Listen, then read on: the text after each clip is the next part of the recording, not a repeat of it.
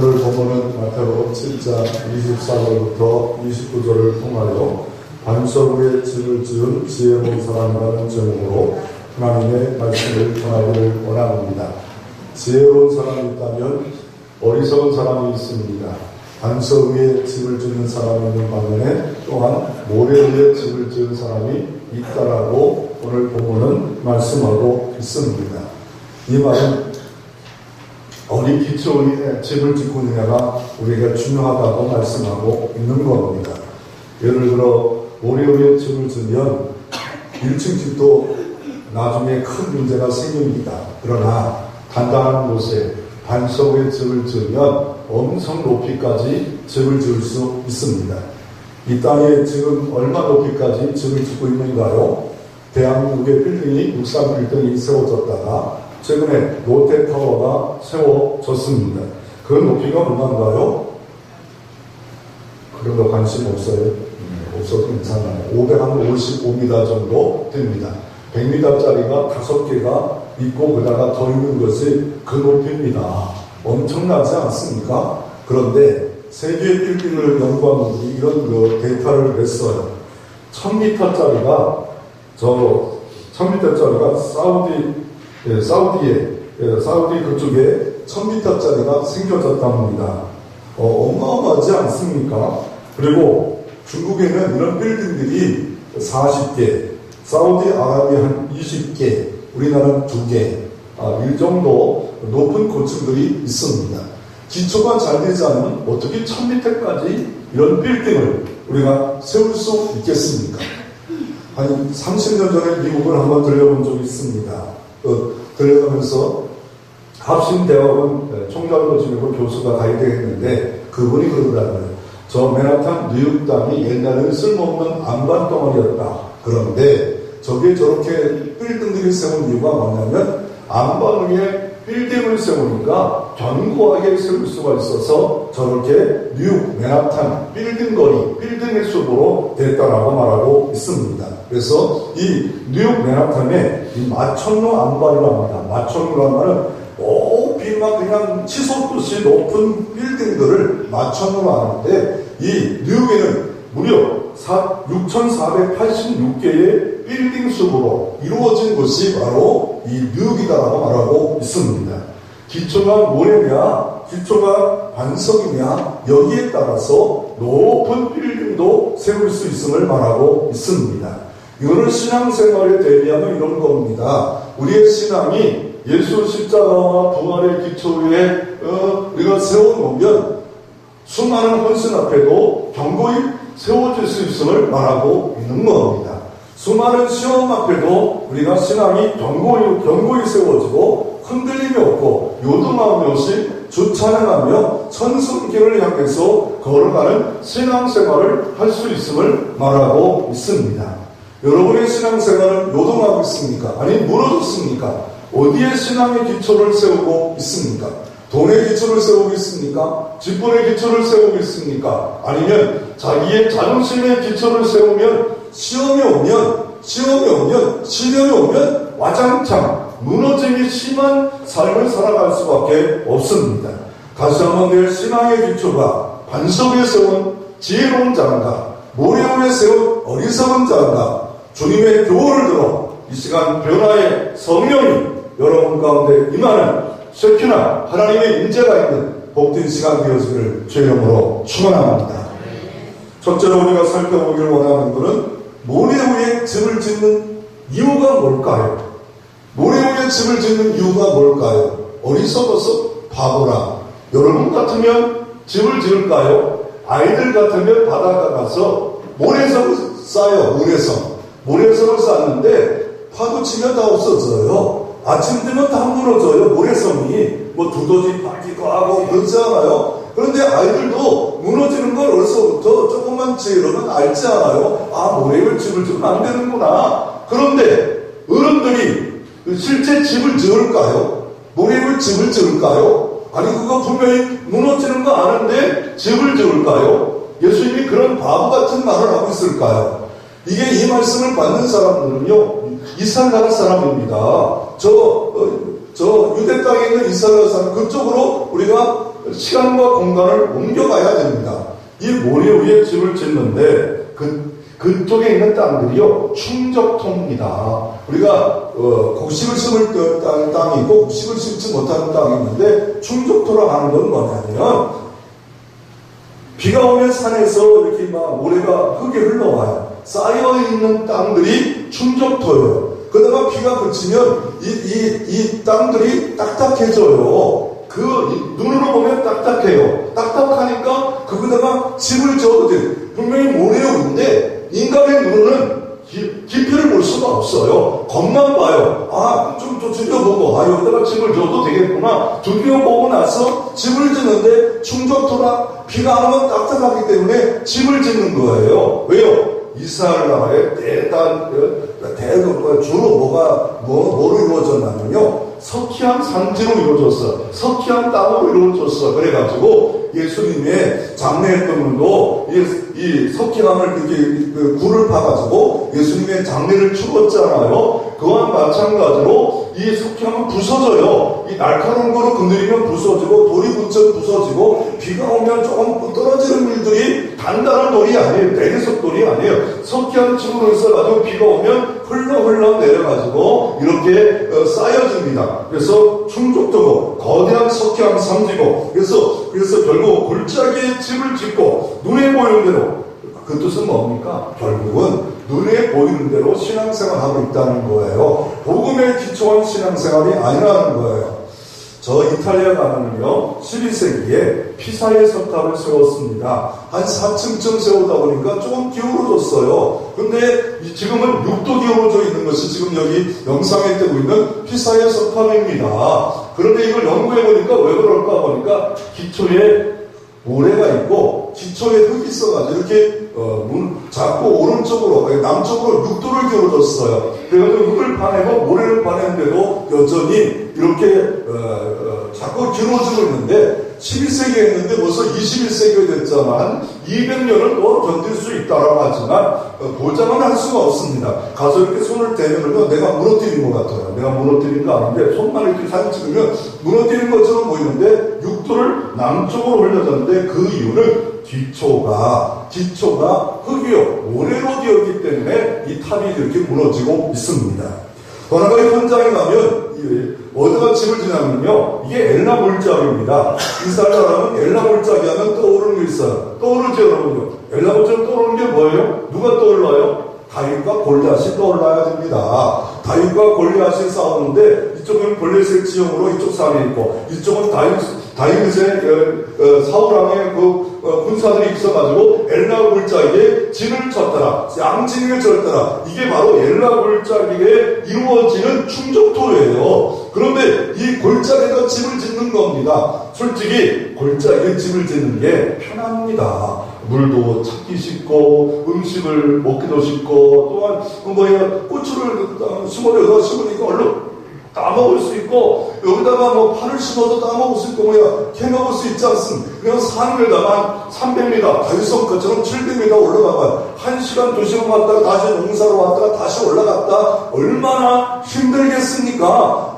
그 위에다가 집을 짓려면 왜 집을 짓냐면요 과거는요 도적대가 많았고 적들이 많이 침략해서 위에서 도망갈 기회가 있지 밑에 있으면 죽어요. 또 하나가 뭐냐면 이게 창수가 났네요. 이 창수라는 말은 뭐냐면 홍수가 똑같은 거예요. 갑자기 홍수가 나면 이 집이 다 무너지고 부딪힘이 심하기 때문에 어리석은 자는 당장 눈에 보이는 대로 여기다가 집을 짓지만 결국 무너짐이 심하다라고 말씀하고 있습니다. 그래서 이 모래 위에 집을 짓는 신앙의 삶을 주님이 7가지로 말하고 있어요. 오늘 마태복음 5장, 6장, 7장을 예수님의 첫 번째 가르침, 예수님의 산상수, 주옥 같은 설교, 예수님의 가르침, 이 가르침의 결론이에요. 끝을 맺고 있는 거예요. 그러므로 어떻게 결론을 내고 있습니까? 오늘 본문에 보면 첫 어구가 그러므로 이건 결론적으로 그러기 때문에 뭐였기 때문에 7가지 대조를 이루고 있습니다. 어떤 걸 대조가 있냐면 모래 위에 집을 짓는 사람은 어떤 사람이고 반석 위에 집을 짓는 사람은 어떤 사람이고 좁은 문, 큰 문 모래 위에 지은 사람은 어떤 사람인가요? 좁은 문, 예수 그리스도의 문으로 들어가는 거. 넓은 문은 뭐예요? 호남적으로 별거 바알과 잡신 다 믿고 이런 사람이 바로 큰 문이에요. 큰 문. 자, 하나님을 찬양 드리기를 원하고 찬양 한번 드리면서 하나님께 영광을 돌리는데, 잠깐 찬양하는 장 드리겠습니다. 찬양 드릴 때, 우리 찬송 드릴 때 204장 1절만 찬양 드리겠습니다. 204장 어떤 삶을 말하는가 찬양을 한번 생각해 보길 원하는 204장. 주의 말씀 듣고서 주행하는 자는 한 손이 읽고 닫고 지을 지은 가라. 비가 오고 불러며 바람 부딪혀도 반소리에 세우기 무너지지 않네. 잘 짓고 잘 짓세 우리 집 잘 짓세 만세한 소리에 우리 집 잘 짓세. 아멘. 그래서 좋은 문, 큰 문, 생명의 문, 반대는 뭐예요? 열망의 문, 협착한 길, 넓은 길, 좋은 열매, 좋은 나무, 못된 나무, 아름다운 열매, 나쁜 열매, 말씀대로 행하는 자, 행치 않는 자, 지혜로운 사람, 어리석은 사람, 반석 위에 지은 집, 모래 위에 있는 집, 이걸 대조하면서 진짜 우리가 어떤 사람이 지혜로운 자인가, 말씀을 듣고 행하는 자. 다른 말로 말하면 오늘 본문을 한번 따라합시다. 기초가 예수가 되는 것이 지혜로운 자다. 기초가 예수가 되는 거예요. 예수 그리스도 위에 가정을 세우는 겁니다. 예수 그리스도 위에 물질을 세우는 겁니다. 예수 그리스도 위에 인생관, 가치관, 세계관을 세우는 겁니다. 이 말은 다른 말하면 옛날에는 내 눈만 갖고 있었어요. 타락한 눈만 갖고 있었는데 어느 날 예수 그리스도의 십자가 눈으로 보는 거예요. 세상을 볼 때 불쌍해 보이는 거예요. 예수 그리스도의 눈을 가진 것을 예수 그리스도의 세계관을 가지고 산다. 예수 그리스도의 가치관을 갖고 있다. 예수 그리스도의 직업관을 갖고 있다. 예수 그리스도의 물질관을 갖고 있다. 이 기초가 없으면 오래오래 집을 지은 자가 같아서 시험과 신앙에 이 큰 홍수가 오면 무너짐이 있다라고 말씀하고 있는 것을 볼 수가 있습니다. 이런 사람은 근시안적입니다. 세상의 눈을 보는 겁니다. 그러나 이 반석에 지은 사람은 어떤 사람입니까? 바로 근시안적이 아닌 주님의 시안으로, 주님의 시각으로, 주님의 관점으로 보는 겁니다. 모든 삶을 주님의 관점, 가지고 들고 먹어도 하나님의 영광을 봐요. 마셔도 하나님의 영광을 보아요. 모든 일을 하나님의 영광을 하여 하나님을 영화롭게 하고 내가 모든 일, 말도 하나님을 영화롭게 하는 그런 삶을 통하여 간증하고 하나님을 찬송하는 삶까지 이루는 사람이 반석 위에 집을 건축하는 사람이라고 말씀하고 있는 것을 볼 수가 있습니다. 그러면 이 모래 위에 지은 사람들은요, 이렇게 도표를 나눌 수 있습니다. 세상에 거짓된 모조품 반석 위에다가 신앙의 집을 져요. 그 중에 가장 대표적인 게 번영입니다. 성공, 형통입니다. 여기다가 집을 져요. 신앙을 져요. 초신앙은 이해가 돼요. 교회 처음 나와 무조건 잘 된다.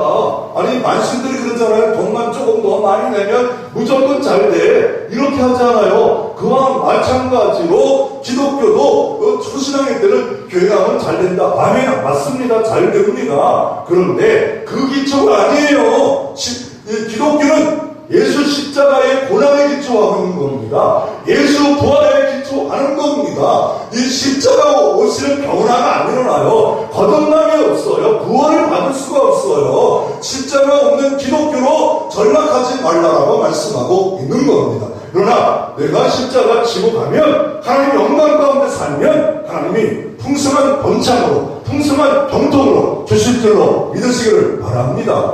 그거 없는 은혜 없는 그거 없이 만약 무조건 번창이다. 이거는 자문인증입니다. 잘못된 겁니다. 이 땅에 잘못된 모조품 반석이 뭡니까? 무신론입니다. 범신론입니다. 이신론입니다. 불신론. 이 신문이 뭐예요? 하나님은 과거에 살아계셨고 창조했는데 지금은 역사하지 않은 신을 조직신학, 신학교 가면 배워요. 이 신문이란 말이에요. 과거는 역사했는데 지금 역사하지 않은 주님은 어제나 오늘이나 동일하셔서 창조하고 구속할 뿐만 아니라 오늘도 우리의 연약을 감당하시고 치료자로 우리 가운데 임할 줄로 믿습니다.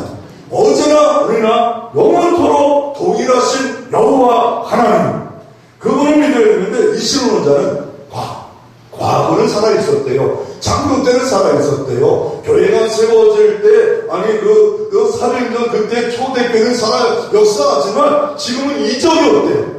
그 이적의 하나님은 지금도 이적의 하나님이고, 우리 주님 오실 때까지 이적을 베풀어 주실 것이고, 오늘도 믿는 자가 손을 놓은 즉, 주님 능력이 나타나고 지적을 베풀어 주시는 주님이라고 말씀하고 있습니다. 그러므로 내 신앙이 모조건 이미테이션, 잘못된 반석 위에 있는데도 불구하고 야, 내가 바른 신앙생활을 하고 있구나, 올곧은 신앙생활을 하고 있구나, 내 기둥이 이상한 데를 따르셔가지고 어느 때 무너지고 바람만 불면 무너지고 시험만 부르면 무너지고 목사님에게 의견 제시했다가 말 안 들어주면 무너지고, 이런 신앙생활이 아니라 십자가 위에 기초한, 부활에 기초한 신앙관이 있기를 주 이름으로 축원합니다. 이 사람들이 어디서 온 이유가 뭐냐면요, 지금 눈에 보기에는 충족도가 딱딱해요. 그래가지고 막 삐쩍한 쇠고랑으로 이렇게 일구지 않으면요 농사를 질 수가 없어요. 눈에 한 6개월 동안 비가 오지 않은 건기가 있어요. 이스라엘은요 농사법이 이런 겁니다. 저는 농사를 못해요. 나는 그 상추를 심으라면 나는 돈 주고 사 먹지. 나는 지금 저도 시골 출신이었는데 한 3, 40년 동안 안 해봤더니 상추를 심으라면 기절하고 있어. 고추를 심으라면 처음부터 다 배워도 이게 실제 또 심어보고 켜보지 않으면 병충해부터 심어놓고 물만 주면 되는 줄 알아요. 그냥 사먹고 말아야죠. 사먹고 말아요. 그런데 뭐냐면요, 이스라엘은 농사를 지을 때 우기와 건기가 있어요. 지금은 무슨 때일까요? 지금 3월달이면 우기일까요? 건기일까요? 우기예요. 10월달부터 4월달까지 우기예요. 우기. 비가 오는 때예요, 지금. 그리고 4월달부터 9월달까지 건기, 비가 안 와요. 그러니까 지금쯤 가면 이스라엘 가면 비가 와요. 비가 오고 막 와요. 이거는 우기인데, 이스라엘 중에는 10월부터 11월 사이가 이른 비. 늦은 비가 언제냐면, 늦은 비가 2월부터 3월이에요. 그래서 하나님의 은혜를 받을 때 이렇게, 주여 이른 비를 주시옵소서, 늦은 비를 주시옵소서, 파종할 때는 이른 비를 주고, 그걸 다 열매를 맺을 때 늦은 비를 주셔가지고, 그 때에 맞춰서 비가 오지 않으면요, 이스라엘은 농사를 못 져요. 농사를 못 지면 한 해가 굶어야 됩니다. 그런데 이 우길 때가 있어요. 언제냐면 12월과 1월 사이에 많은 비가 와요. 엘리야가 막 갈멜산 기도했더니 큰 비의 소리가 있나이다. 큰 비가 올 때가 있어요. 큰 비가 와가지고 비가 막 모여서 이게 산에서 내려 계곡으로 와가지고 물이 막 급류를 타고 갑니다.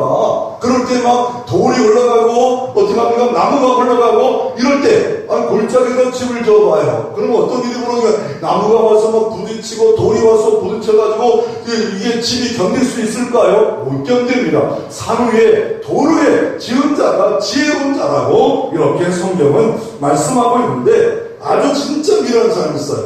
이거 들어봤나요? 와디컬트라는 말을 들어봤나요? 와디컬트라는 건 뭐냐면요, 유대 광야에 비가 올 때는 꽃이 피고 비가 올 때는 식물도 자라요. 비가 오면 광야인데도 비가 자라요. 유대 광야인데. 그런데 그곳에 비가 갑자기 오면 어떤 일이 벌어집니까? 나무도 없어요. 그러니까 비가 모여서 이런 골짜기를 이루어요. 진짜 이게 예수님이 금식 기도했던 그 장소에 가면 어마어마한 골짜기가 있어요. 이 골짜기 크기가, 길이가 한 30리가 되버리고, 이 폭이 어느 넓은 거는 한 200m가 돼요. 머리서 혼자가 건기 때, 여기는 물도 있고, 여기는 식물도 있고, 먹을 것도 있으니까 내가 중간에 딱 집을 줬다. 이 사람은 진짜 미련한 사람이에요. 밥통이에요, 밥통. 바보, 또 그게 또 뭐라고 제가 쪼다. 이 쪼다예요, 바보, 쪼다. 왜요? 아니, 거기 가면 시원해요. 왜냐면, 건기 때 이파리가 오고 그러니까, 거기 들어가면 그래도 나무도 있고, 뭐, 있으니까, 거기 가면 먹을 것도 있고, 그러니까 거기다가 집을 져. 이 와드컬 때 집을 짓는 사람은 죽으려고 아주 자살하려고 각오하는 사람이라고 말하고 있는 겁니다. 우리의 신앙생활도 마찬가지입니다. 어느 때 우리가 창수가 온다는 거예요. 바람이 온다는 거예요. 시험이 온다는 거예요. 감당할 수 없는 뭔가 그런 일들이 내게 온다는 거예요. 이게 오래오래 지은 사람이 벌써 표시가 언제 나냐면요. 바람 불어봐야 돼요. 창수가 나와야 돼요. 옷 써봐야 돼요. 못 감당할 정도로 와봐야 돼요. 진짜 신앙인가? 가짜 신앙인가? 언제 오냐면요. 내가 정말 정금 같은 신앙인가? 그 정금은 불이 이만큼 와도요, 변함이 없어요. 변함이 없어요. 그런데 저희는 뭐 충격적인 선언을 합니다. 오늘 본문에 보면, 본문에 이 말씀 전에 어떤 일이 벌어집니까? 21절부터 23절에 주여 주여 하는 자마다 천국에 들어갈 수 없대요. 또 내가 주의 이름으로 귀신을 쫓는 자도 천국에 들어갈 수 없대요. 주의 이름으로 권능을 행한 자도, 거짓 선자도 다 들어갈 수 없대요. 아니, 그럼 누가 들어갈 수 있겠습니까? 아니, 낙타가 바늘기 들어가는 것보다 어렵잖아요. 그런데 주님이 이렇게 말씀은 누가 들어갈 수 있겠죠? 그럴 때 하나님이 하시면 된다는데 왜 이런 일을 왜 이렇게 말합니까? 왜냐면 주 이름으로 권능을 행했어요. 주 이름으로 귀신을 쫓았어요. 우리는 귀신만 있어도 도망가잖아요. 뭐 눈이 막 거품 나는데 귀신을 쫓을 정도로 능력을 행했는데 오늘 성경은 이렇게 말합니다. 충격적이지 않아요? 어떻게 충격이? 23절에 그때 내가 그들에게 밝히 말하되 내가 너를 도물지 않지 못하며 불법을 행하는 자들에게 내게서 떠나라 지옥 간다 말하고 있습니다.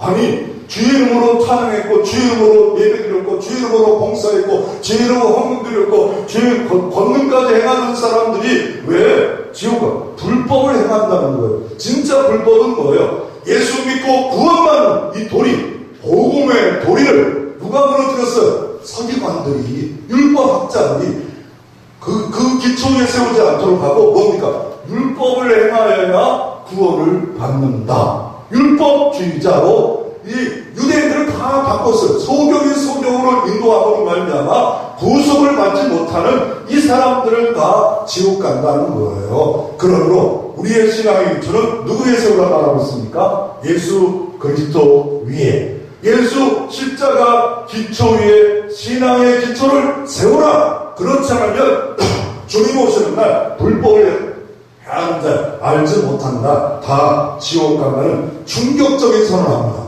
그런데 이 충격이라는 게요, 말씀의 충격이라는 게요, 나쁘지도 않을 때가 있어요. 왜냐하면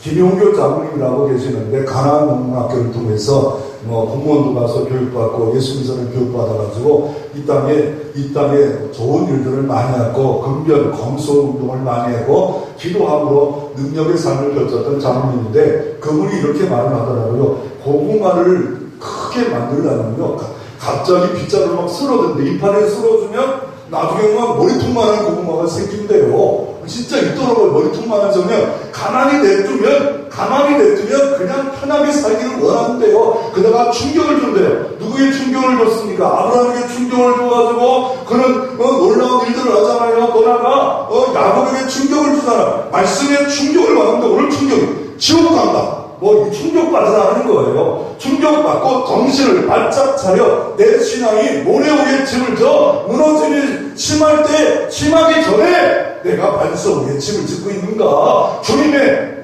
복음 위의 기초, 십자가의 기초, 주님의 몸된 교회에 내가 바로 신앙생활을 하고 있는가? 점검하라 라고 말씀하고 있습니다. 여러분의 신앙생활은, 가정생활은 어디에 기초를 두고 있습니까? 시험이 오기 전에, 큰 시련의 풍파가 오기 전에 예수 그리스도 위에, 복음 위에 세워지는 그런 신앙생활에서 예수 세계관, 예수 가치관, 예수 물질관, 예수 신앙관, 예수 안경 쓰고 늘 승리하는 복된 성도의 길을 걸어가기를 주의 이름으로 축원합니다. 두 번째로 반석 위에 지은 집의 기초가 뭘까요? 아까도 계속 강조하고 있는 게 뭐예요? 기초가 예수 그리스도입니다.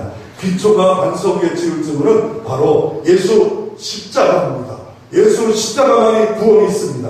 예수 십자가만이 거듭남이 있습니다. 내가 왜 변하지 못할까요? 예수 십자가 안 받아봐요. 믿음의 주요 온전케 하는 예수를 바라보고 땅을 바라보지 말라고 하는데, 찬양할 때도 예수 안 바라봐요. 예배할 때도 예수 안 바라봐요. 봉사할 때도 예수 안 바라봐요. 부족할 때도 예수 안 바라봐요. 그런 사람은 의지하지 않기 때문에 하나님의 도우심을 받을 수가 없는 겁니다. 그러므로 이 모레의 지금쯤 어떻습니까? 예수를 바라보지 않고 자기 공로, 자기 주관, 자기 생각, 자기 방법으로 살아갑니다. 그럴 때 시험의 심판의 불이 오면 무너짐이 심하다라고 말씀하고 있습니다. 그런데 왜 예수 그리스도의 기초를 반석으로 하고 있을까요? 반석으로 하지 않고 다른 것도 더 할 수 있죠. 예수 그리스도는 목재다. 예수 그리스도는 빌딩이다. 근데 왜 반석으로 하고 있을까요? 이런 표현들을요, 심볼리즘을 합니다. 심볼리즘을 다른 말로 보면 상징주의입니다. 하나님을 표현할 때 영감을 얻어가지고 하나님의 대신으로 표현할 때 주의 오른손으로 붙잡아요. 아니 주님이요, 영이신데 오른손이 어딨어요? 근데 인간으로 영감을 얻어 표현하다 보니까 오른손으로 붙들어 주시옵소서, 이렇게 표현하듯이 하나님을 대신해서 표현한 것이 있는데, 하나님의 은혜를 표현할 때 이렇게 표현합니다. 바로 이슬 하나님의 은혜다, 생수 하나님의 은혜다, 폭포 하나님의 은혜다, 바다 하나님의 은혜다. 그리고 그 다른 건 뭐예요? 바로 웅덩이를 파야지 않아요? 고생에 삶을 살고 있다라고 말하고 있는 겁니다. 오늘 본문은 심볼리즘으로 보면, 오늘 본문은 이 심볼리즘에 다윗이 잘 살고 있어요. 10편 18번에 여호와는 나의 반석이래요.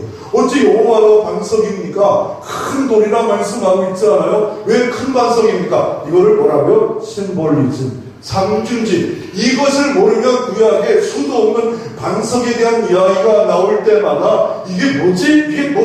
왜 주님을 반석이라고 했을까? 왜 요단강을 건너고 왜 거기다가 12돌을 세우라고 했을까? 다윗은 여호와는 나의 반석이요 요새요, 이런 표현들을 왜 하고 있을까? 왜 에스겔 4장에 보면 성전에서 물이 나왔는데 이게 다 물이 가는 곳마다 소송의 음침과 다시 한번 회복하는 음침이 왜 물이 가는 곳마다 있었을까? 요한복음 7장에 예수님이 청합절 끝나면 벌떡 일어나서 서서 민초를 하되 내려오는 자는 내려에서 생수의 강이 흐르리라. 아니 주님의 배가 뭐가 이렇게 여기서 생수의 강이 흐르간다고 말씀하고 있는 겁니까? 그게 은혜라는 거예요. 주님을 통해 은혜가 머물면 소성합니다. 주님을 통해 은혜가 임하면 치유가 임합니다. 아멘. 아멘이 출장가는데 주님의 은혜가 임하면 여러분의 인생은 소송일 줄로 믿습니다. 물이 들어가면 소송하지 않아요. 물이 딱 들어가면 소송해. 인간도 물을 먹어야듯이 하나님의 은혜의 물을 받으면, 생수를 받으면 우리가 다시 한번 소송하는 은총이 일어날 수 있습니다. 부흥의 계절을 맞이하길 원합니까? 부흥의 계절을 맞는 것은 주님의 은혜의 소낙비를 받으면, 주님의 이슬을 받으면, 우리는 미륵기와 늦은비를 받으면 우리는 건강한 신앙생활, 부흥의 계절을 맞이할 수 있습니다. 그래서 이 심볼리즘인데, 심볼리즘이 가장 많이 언제 등장하냐면요, 신명기서에 보면 가장 많이 모세가 쓰고 있더라고요. 신명기 32장 4절에 그는 반석이래요, 예수는 반석이래요. 신명기서 32장 15절 이렇게 말합니다. 자기를 구원하신 반석을 경물이 여겼도다. 아니 반석을 무섭게 여길 수 있는데 구원하실 반석이래요. 구원하실 반석 예수 그리스도, 구원하실 반석 예수 그리스도를 경물이 여겼대요. 경물이. 그리고 신명기서 32장 31절에 대적의 반석이 우리의 반석과 같이 못하니 대적의 반석이 있으면 우리의 반석이 있다 말씀하고 있고, 신명기서 32장 30절에 그들이 피하던 반석이 어디느냐 라고 말씀하고 있습니다. 바로 반석은 예수 그리스도를 상징하고 있습니다. 예수 그리스도의 교회를 세우고 예수 그리스도의 가정을 세우고 예수 그리스도의 사업을 세우면 어떤 풍파가 창수가 와도 요동함이 없습니다. 온도기처럼 다시 우뚝이 서 있을 줄로 믿으시기를 바랍니다. 그래서 지혜로운 자는 반석 위에 세워야 되는데 그 이유가 뭐냐면 아까도 모리오의 증거는 무기와 건기와 큰기를 모르기 때문에 언제 올 때 올지 모르고 지금 건기 때 충족되어 세우지 않아요. 그런데 지혜로운 자는 언젠가 비바람이 와요. 창수란 말은 똑같은 말은 홍수예요. 홍수가 온대. 그러니까 홍수가 오지 않아요. 언제 올 때 올지. 올 때는 겨울에도 올 때도 있더라고요. 그런데 베드로와 성경에 보면 가룟 유다에게 비바람이 왔어요. 홍수가 왔어요. 가룟 유다는 예수님이 12사도로 불렀어요. 얼마나 똑똑한지 열심인지 회개를 맡았어요. 돈을 맡았어요. 돈을 슬금슬금 많이 가져가지는 못했지만 훔치기도 했어요. 그런데 예수님이 늘 하는 말이 나 십자가 져. 그러니까 이제 끝장났다. 예수님 따라서 우정승 자정승하고 뭐 집도 살고 좀 잘 먹을 줄 알았더니 예수님 왕국에 오는 게 아니라 예수님 그 험악한 십자가를 진다고 아이고 정말 안 되겠다 그래가지고 어떻게 해요? 대제사장에게 예수님을 30일 팔아먹었어요. 그리고 어떤 일이 벌어지니까 예수님을 체포하고 가서 신문 받는 걸 보니까 마음이 부끄러워서 30냥을 대사장에 갖다 줬더니 이거는 더러운 돈이다 못 받는다 그래가지고 이 돈 갖고 나그네의 묘지를 삽니다. 그래서 피밭이라고 합니다. 피무덤이라는 것을 샀는데 그래도 마음이 꺾이는 거 어떻게 가른다가 나무에다가 목을 매다가 자살하다가 줄이 끊어져가지고 떨어졌는데 어떻게 해요? 그 밑에 뭐 돌이 있었는지 배가 터져 죽어버려요. 결국 이 가룟유다는 말씀을 생각하지 않아요. 그렇게 실수했고 예수를 팔아먹는 삶을 살아가고 마귀가 그 생각에 예수 팔아먹을 생각을 불어넣었어요. 그럴 때 야 이건 마귀 생각이다. 귀신 생각이다. 땅의 생각이다. 육신의 생각이다. 육신의 말이다. 딱 말씀을 붙잡고 분별해서 아이고 잘못했네요. 회개하면 도왔을 거예요. 근데 베드로는 어떻게 해요? 베드로도요. 예수님이 신문을 받아요. 그런데 불을 쬐고 있는데 계집아요. 이 사람도 예수당이다. 그랬더니 그 따위가 누구냐? 3번이나 부인했는데 그때 마침 예수님이 너 나를 부인할 거야. 깨어 기도하라. 아니 절대 저는 다른 사람이 다 부인할지라 나는 부인하지 않습니다. 그리고 너는 다울음소리와 함께 회개하라. 진짜 다울음소리가 나자마자 베드로가 말씀이 생각나서 엉엉 대성통하며 통곡하며 어찌할꼬 내가 이렇게 교만했다. 이렇게 오만했다. 다른 사람들이 안 할지라도 난 감당할 수 있습니다. 다른 사람이 다 버릴지로 주님을 따라가겠습니다. 3번 부인하고 말씀이 생각나서 회개하고 주님 앞에 나올 때 베드로야 내 양떼를 먹여라. 베드로야 네가 나를 사랑하냐 내 양떼를 치라 하는 하나님의 음성을 듣고 다시 한번 반석 위에 세움받아 거꾸로 십자가의 순기의 길을 걸어가는 아름다운 능력의 삶이 베드로에게 펼쳐진 것을 볼 수가 있습니다. 누가복음 22장 31절에 이렇게 말합니다. 예수께서 시몬 베드로에게 말씀하시더라. 시몬아 베드로가 부르지 않아요. 왜요? 옛날 이름 시몬아 사장이 밀 까부르듯이 너를 요구하고 있다. 지금 이 시간도 사장이 밀 까부르듯이 너 악한 도구 한번 사용해봐.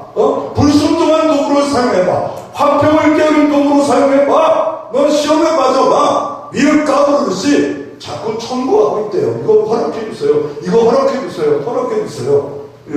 욕을 넘어뜨리듯이 이런 일들이 사단과 귀신들이 하나님만을 부서뜨리고 교회를 부서뜨리는 일들을 하고 있다라고 말씀하고 있습니다. 어떻게 승리했는가요? 베드로가 말씀이 생각나서, 말씀이 기억나서, 말씀에 압도를 당해서, 말씀이 붙잡혀 찬성패를 던지는 순간에 회개하고 다시 귀하게 쓰임받는 사명자로 사용되는 것을 볼 수가 있습니다. 이 말씀의 귀중함을 시편을 이렇게 말합니다. 시편 119편 105절에 주의 말씀은 내 발의 등이요 내 길의 빛이니라. 아멘. 주의 말씀 내 발의 등인데 반길을 가는데 등이 없어봐요. 넘어져요. 부딪혀요. 깨어져요. 그와 마찬가지로 주의 말씀을 내게 세우고 주의 말씀을 내려놓고 주의 말씀을 내 삶에 교과서 삼는 자는 빛이 있어요. 늘 빛이 비쳐요. 주의 말씀이 가정을 어떻게 되는가, 시험을 어떻게 되는가, 말을 어떻게 되는가, 경제를 어떻게 되는가, 이렇게 말씀을 가까이 하면 하나님께서 우리 가운데 승리의 길을 열어주는 것을 볼 수가 있습니다. 여러분의 삶에 말씀 중심으로 돌아오는 역사가 있기를 주 이름으로 축원합니다. 왜 돌아가야 됩니까? 성경을 바이블 합니다. 모든 경전을 바이블로 하는데 성경을 다른 말로 이 생정어로 뭐라고 하냐면 캐논, 갈대예요. 갈대가 뭐예요? 척도라는 거예요. 척도. 자가 무슨 일을 해요? 척도하는 거예요. 이게 바른가 옳은가 분별하는 척도가 뭐라고요? 하나님 말씀이에요. 내가 지금 이게 행로를 가야 되는가 안 해야 되는가의 척도가 뭐예요? 말씀이에요. 내가 지금 분노해야 되는가 분노하지 않아야 되는가 척도가 뭐라고요? 말씀이 캐논이에요. 하나가 이 말씀을 뭐냐면 새 언약, 옛 언약, 구약, 새 언약, 신약, 바로 언약을 반드시 이루는 말씀이라는 거예요. 이 말씀은 1.1도 틀림없는 말씀으로 반드시 이루는 말씀이에요. 이 말씀은 들으면 아멘으로 받아보면 이 말씀 그대로 여러분 안에 성취될 줄로 믿습니다. 그래서 이 말씀은 캐논이라고도 하고 이 말씀 언약의 말씀이다. 이 말씀 인간의 말씀이 아니에요. 살아있는 성령께서 기록한 하나님의 말씀이기에 이 말씀을 붙잡고 기도하고 의지하면 하나님은 복과 은혜로 함께하는 역사가 있겠다 말씀하고 있는 겁니다. 그러므로 이 반석 위에 집을 짓는 자는 말씀을 듣는 자입니다. 여기만에서 50점에 또 뭡니까? 말씀을 듣고 지키는 자야. 26절에 나의 이 말을 듣고 행하지 않는 자는 그 집을 모래 위에 집을 짓는 자요. 그러나 말씀을 듣고 지키는 자, 그 자가 반석 위에 집을 짓는 자예요. 이걸 다시 말하면요, 예수 그리스도를 믿고 그것을 끝나는 게 아니라 행하는 자가 될 때 이게 반석 위에 집을 짓는 지혜로운 자라고 말씀하고 있는 것을 볼 수가 있습니다. 또 어떤 자가 또 지혜로운 자입니까? 이 자가 바로 이게 배로 비유하면요, 한쪽만 노를 저고 어떻게 해요?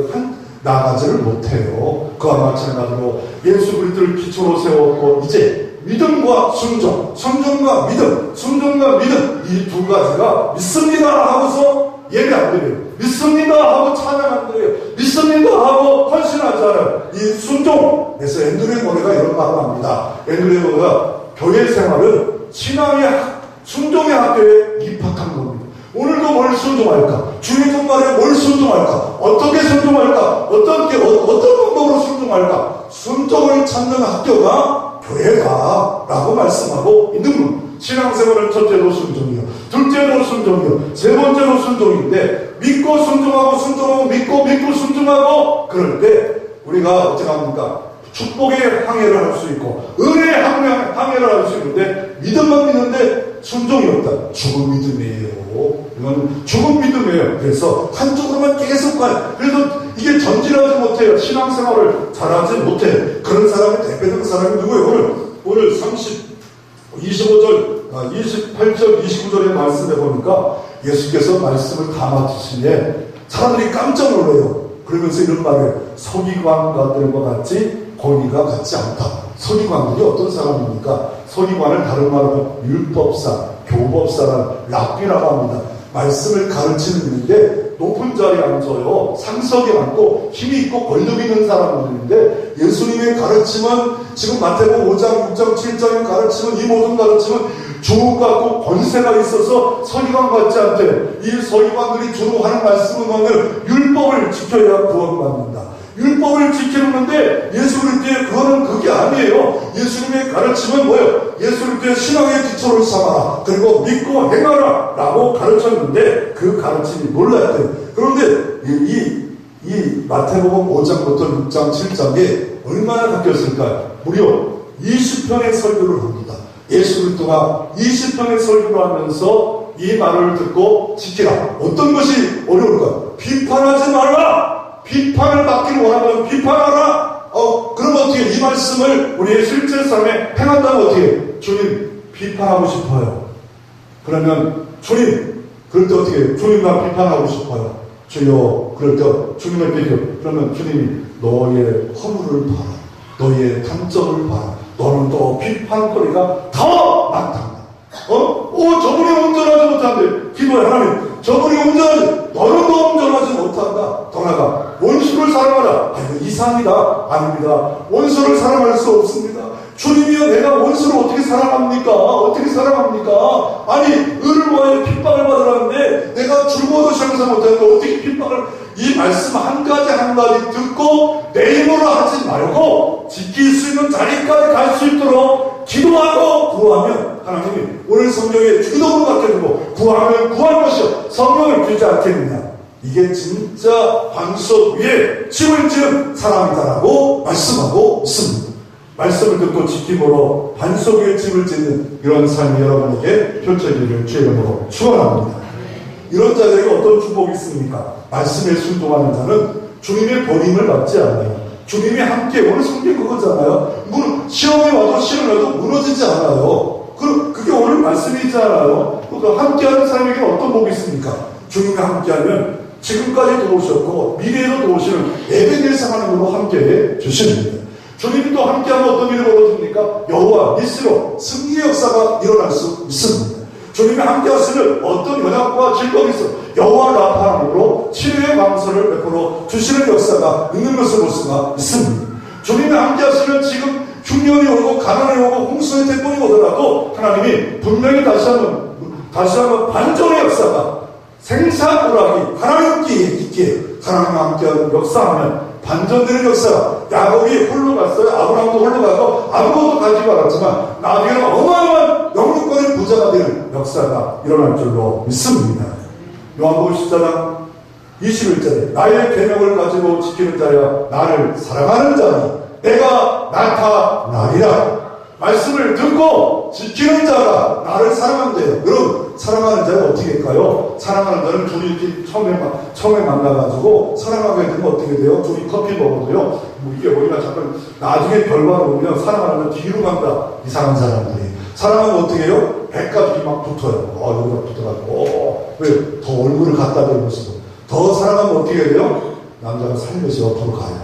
그리고 어떻게 해요? 더 사랑하면 어떻게 해요? 손을 가요. 그 이상한 얘기 못하겠어요. 왜? 사랑하면 가까이 하고 싶어요. 가까이 하고 언제든지 함께 하잖아요. 언제든지 사랑하는 자 함께. 요한복음 15장 7절에 너희가 내 안에 내 말이 너희 안에 거하면 무엇인지 원하는 대로 구하라. 내가 이루리라.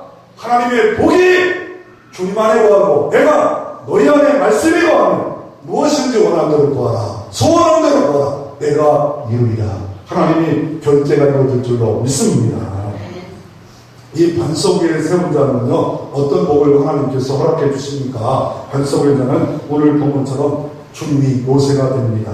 시편 61편 6절에 오직 그만이 나의 반석이요 나의 구원이시요 나의 요새는 내가 흔들리지 않으라. 불안에 흔들리지 않아요. 잠깐 요동하는 온토리처럼 예수 그리스도에 딱 서버려요. 시험이 와도 딱 예수 때 서버려요. 예수가 도와주는 것이다. 예수가 정답이다. 예수가 대답이다. 아멘한테 복이 있기를 바라요. 자손자제가 잘 되기를 바라요. 시편 61편 7절에 나의 구원과 영광이 하나님께 있으며 내 힘의 반석과 피난처도 하나님께 있도다. 시편 60편 8절에 백성들아 스스로 그를 의지하고 그의 앞에 마음을 토하라. 하나님은 우리의 피난처시로다. 아멘. 반석 위에 있는 자는요, 새 힘을 줘요. 에스겔 4장 성전문에 문지방에 물이 흘러가는 것보다 다 살아나는 역사가 있어요. 주의 말씀은 소성하는 역사가 있어요. 주의 말씀은 등불이에요. 주의 말씀은 생명의 양식이에요. 말씀을 듣고 지키는 자가 그 자리가 보이는 자를 믿으시기를 바랍니다. 신명기서 28장에 복복복복 나오지 않을 신명기서 28장 왜요? 말씀을 듣고 지키는 자가 나가도 복을 받고 들어와도 복을 받고 성공의 복을 받고 자녀가 복을 받고 생업의 복을 받고 어려운 일을 당해보다 하나님의 대적을 일으키는 복을 받으리라. 언제? 말씀을 듣고 순종하는 자가 복덩어리가 될 줄로 믿습니다. 복을 유통하기를 원합니까? 말씀을 들으세요. 말씀을 들으시고 지키는 자리가 되어줄 때, 순종하는 자리가 되어줄 때 그것이 복받을 줄로 믿습니다. 그런데요, 복받으려면 결단을 해야 돼요. 결단을 해야 되는데 결단하지 않으면 결단을 당해요. 어떤 결단을 해야 됩니까? 오늘 본 말씀은 이 말씀 아니고 불법을 행하는 자야 너를 지옥에 가리라. 이런 충격적 사랑한 이유가 뭐예요? 예수님 가르친 이유가 뭐예요? 5장, 6장, 7장까지 엄청난 20분의 설교를 한꺼번에 하는 이유가 뭐예요? 이 말씀을 지키는 자라 결단하는 거예요. 결단하면 결단당해요. 무슨 말이에요? 내가 결단하지 않으면 끌려가요.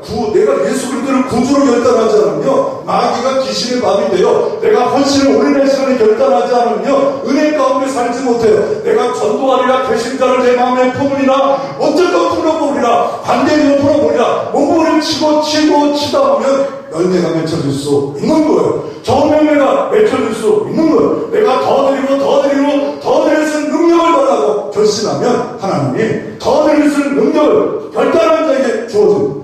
결단하지 않으면 결단당해요. 결단하지 않으면 나중에 무너져버려요. 내가 말씀을 지키는 자로, 듣는 자로 살리라. 예배의 말씀을 듣고 지키리라. 읽으면서 말씀을 듣고 지키리라. 나지 않으면 어느 순간에 한 모래에 짐을 짓고 있는 삶을 살아갑니다. 그 대표적인 사람이 역사를 드는 데이브로 최인숙 장로입니다.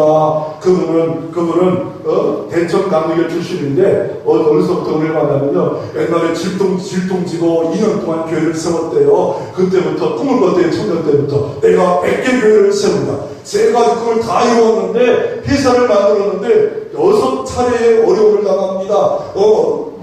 화재가 나고 홍수가 나고 다 떠내려가고 다 무너지고 부도직전까지 가고 막 어마어마한 일들을 벌입니다. 그럼에도 불구하고 하나님 주신 거룩한 꿈을 붙잡습니다.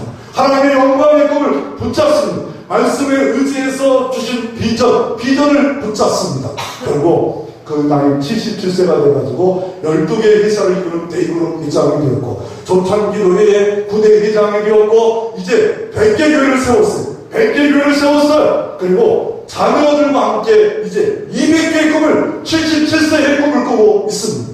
이분이 그렇게 하는 이유가 뭘까요? 바로 예수 그리스도 기초 위에 나의 모든 생애는 바로 주님의 영광을 드는 생이다. 그가 책을 2개 썼습니다. 죽게 하듯 하라.